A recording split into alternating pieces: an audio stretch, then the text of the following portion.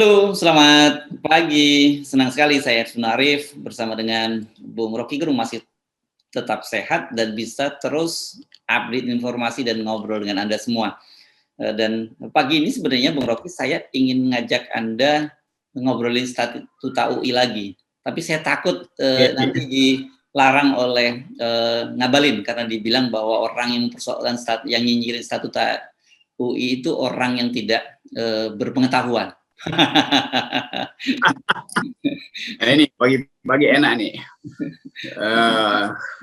Keterangan Ngabalin itu betul-betul dungu level 4. Wah, ini Anda mengacu pada level kepedasan keripik singkong yang di Bandung itu atau soal PPKM nih level ini? Begitu orang bikin level, artinya orang harus bikin skalanya kan level itu skala ordinal gitu. Naik turun itu tergantung situasi, namanya level gitu kan. Nah ini soal statuta UI, jadi betul lah udah kalau soal saudara Ngabalin, saya selalu anggap kita memerlukan apa namanya itu penggoda kelucuan itu. Saya nggak mau bilang dia badut, saya bilang aja dia penggoda kelucuan itu. Dan memang diperlukan itu. Dan memang itu yang ditunjukkan saudara Ngabalin betul-betul membuktikan bahwa UI memang sudah masuk pada level world class university gitu. Karena keterangan Ngabalin tadi. Nah, kemudian kasih catatan kaki ya, world class university itu kalau disingkat WCUI itu. Jadi gitulah soalnya. Yeah, tapi lebih dari sekedar itu, ini soal rektor ini kan jadi trending topics itu, dan harusnya orang-orang yang punya otak di UI, yang punya otak ya, yang otaknya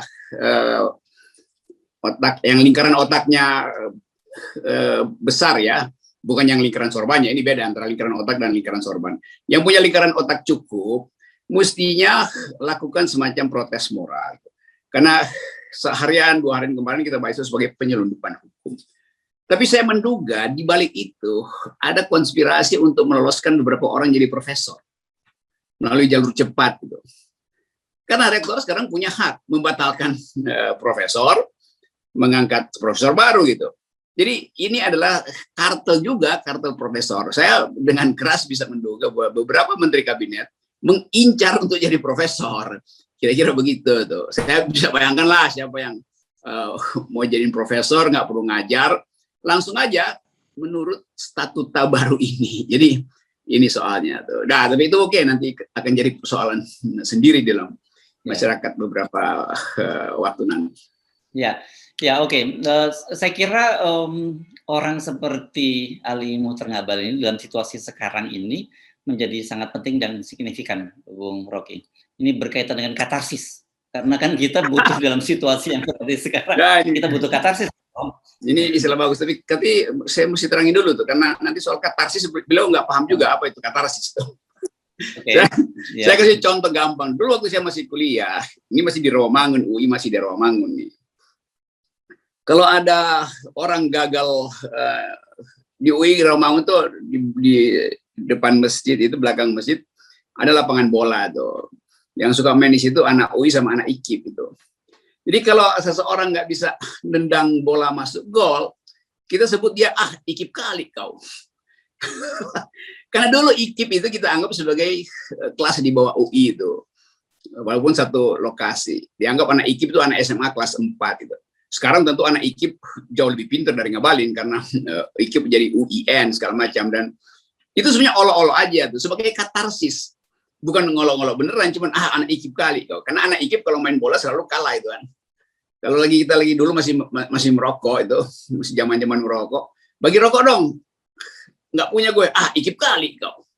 Jadi itu semacam katarsis. Nah sekarang orang bilang kalau dengerin orang agak kedungu-dunguan gitu, Ngabalin kali kau. Kira-kira begitu loh. Ini bercanda anak Jakarta nih, saudara Ngabalinnya. Ngabalin kali kau. Kira-kira begitu katarsisnya. Ini namanya katarsis. Jadi pelepasan dari tersumbatnya kemarahan atau kejengkelan, maka cari katarsis. Gitu kira-kira. Biar beliau cari di Google nanti apa istilahnya. Iya, karena Karena kalau saya cermati begitu kita ngangkat topik tentang sohib kita itu, dan itu komentarnya itu biasanya luar biasa banyak dan orang saya lihat bersenang-senang gitu. Jadi nggak ada salahnya dalam situasi sebegini dan saya kira mungkin maksudnya Ali Mohtar Ngabalin memang seperti itu juga dia dengan menyatakan seperti itu. Itu dugaan saya saja. Ya, bagus juga dia jadi tempat pembuangan kekesalan tapi sekaligus kelucuan. Jadi saya pikir ada manfaatnya juga itu. Semacam ya mirip-mirip WC. WC kan juga tempat pembuangan, tapi pembuangan kotoran. Kalau ini pembuangan kelucuan aja tuh. Jadi biarkan aja sobat itu berkicau terus karena diperlukan katarsis. Ya, karena kan dia pernah dalam satu kesempatan dia mengakui bahwa dia adalah abdi dalam dari Pak Jokowi. Itu pernyataan dari Ali Mohtar Ngabalin. Jadi kalau dalam abdi dalam itu kalau dalam kultur kerajaan kan memang hamba sahaya gitu. Tapi kalau dalam pewayangan itu kan punokawan, ya, Gareng Petro Bagong itu. Dan itu memang setiap kali pewayangan mereka tampil dengan dengan lucu gitu. Tapi bedanya ada satu tokoh namanya Semar tuh dia muncul walaupun dalam kelucuan dengan wisdomnya. Yang ini mungkin belum sampai level situ, makomnya belum sampai level wisdom, masih lucu saja. Jadi ini Semar level 1 ya, yang paling dasar. masih Petro Gareng Petro Bagong, masih belum level Semar. Waduh, belum. Itu gitu. Berat banget, itu berat. Berarti kalau di UI itu nggak lulus, sebetulnya nggak boleh lulus kan? Oke, karena kita bicara level, kalau masih level Petro. Oke. Ya. Karena bicara level, kita sekarang kan pemerintah ternyata sudah meskipun belum diumumkan secara resmi, tapi sudah akan memutuskan bahwa nanti kelihatannya akan ditentukan dengan level-level ya PPKM ini nggak lagi pakai PPKM darurat. Nah, dan orang ini sekali di media sosial juga mulai reaksinya macam-macam lucu-lucu. Dan saya juga baru tersadar bahwa memang banyak sekali istilah-istilah yang digunakan oleh pemerintah itu. Yang kita sebut-sebut kan cuma PPKM, yang kita pernah sebut cuma PSBB, PPKM mikro, terus PPKM darurat, sekarang PPKM level 1, level 4. Dan ternyata banyak sekali. Dan ini menunjukkan kemarin yang seperti kita bicarakan, pokoknya pemerintah mau mencari-cari istilah yang tidak ada konsekuensi budget. Itu saja sebenarnya intinya. Jadi kita tidak perlu berpikir keras apa singkatannya, karena nanti bisa saja ketika kita sudah tahu kepanjangan dari PPKM, itu istilahnya bisa berubah lagi, Bung Rocky. Ini hobi baru pemerintah, merubah-rubah istilah, sama seperti mengubah statuta UI, kan itu dia cuma mengubah doang itu. Oleh rektornya sama juga, ini mengubah-ubah istilah, ya presidennya dia juga. Kan ini soal kapasitas, bukan soal istilah itu.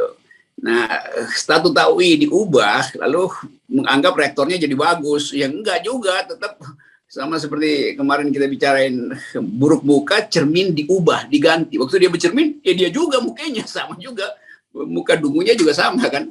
Jadi kelihatannya begitu sekarang, mau dicari cara supaya orang mengerti. Bisa aja dibikin level-level, tapi problemnya selalu adalah isi dari level itu apa. Mau di leveling up apa leveling down, tergantung dari substansi yang diatur dalam level itu. Sekarang misalnya keresahan masyarakat dari Belawan sampai Papua itu, dari Ambon sampai Garut, Bandung, itu ada keresahan publik terhadap PPKM. Jadi kalau diganti jadi level, sama juga orang akan menganggap bahwa keresahan publik itu dibaca sebagai level berapa. Kan kalau terjadi social unrest, itu artinya seluruh keterangan pemerintah tentang kebijakan ini gagal. Jadi seluruh kebijakannya gagal, bukan ganti level, bukan ganti istilah. Jadi kita paham bahwa tentu pemerintah ingin mendeteksi seberapa luas penyebaran COVID, seberapa luas keresahan politik. Kan itu intinya kan. Nah sekarang unsur politik akhirnya dimasukkan di situ. Konsekuensinya bakal ada pengetatan. Karena eskalasi naik, maka intelijen juga beroperasi lebih serius dan aparat keamanan juga mungkin akan melampaui batas kesabarannya tuh. Karena secara psikologi setiap daerah ingin menurunkan levelnya tuh supaya bagus di mata presiden. Akibatnya kekerasan akan dipakai. Mahasiswa atau kelompok LSM atau masyarakat umum yang demonstrasi akan dianggap menaikkan level, maka dihalangi lagi. Jadi konsekuensi pada demokrasi itu berat. Padahal sebetulnya undang-undang kita nggak pernah bilang ada level-levelan. Undang-undang cuma bilang kalau keadaan begini nyatakan karantina. Kan nggak mau dipakai kata karantina terus-terus kan. Jadi level apa itu? Jadi saya kira ini problem semantik yang mesti kita tanya pada orang yang paham betul hubungan antara politik, komunikasi, dan pembahasaan itu. Ya, betul itu memang kemarin misalnya kita lihat di Bandung masa mulai bergerak itu campuran sih, itu ada mahasiswa, ada tukang ojek, para pedagang yang protes soal PPKM darurat, dan kemudian menurut penjelasan dari Kapolrestanya katanya ada yang menunggangi. Nah ini kosakata lama yang tiba-tiba muncul kembali. Ini kan saya ingat betul nih kalau zaman Orde Baru kata menunggangi ini sangat akrab di telinga kita, zaman ada Kop Kamtib ya zaman dulu. Nah ini muncul lagi. Dan bersamaan dengan itu di media sosial juga trending tagar jangan tunggu 2024 itu menjadi trending. Jadi ini memang sekarang ini persoalannya di mana pemerintah mau memilih mendeteksi penaikan angka COVID atau penaikan level social unrest tadi. Ini betul begitu istilah jangan apa tadi ada yang menunggangi, kita langsung tahu ini bahasa siapa ini. Yeah.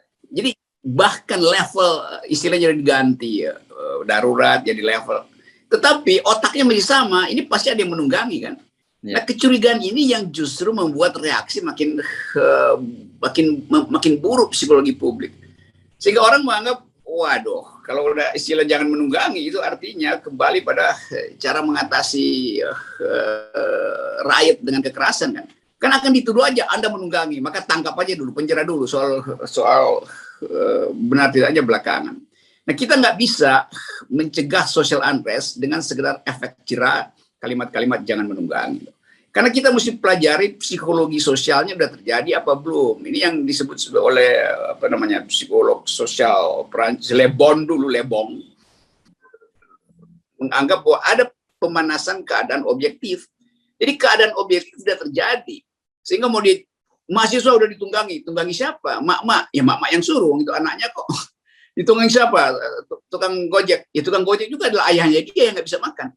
Jadi kita mesti paham betul bahwa seluruh elemen sosial masuk dalam kimia yang sama, yaitu keresahan akibat kebijakan pemerintah yang tidak adaptif terhadap tuntutan dasar, yaitu lakukan lockdown.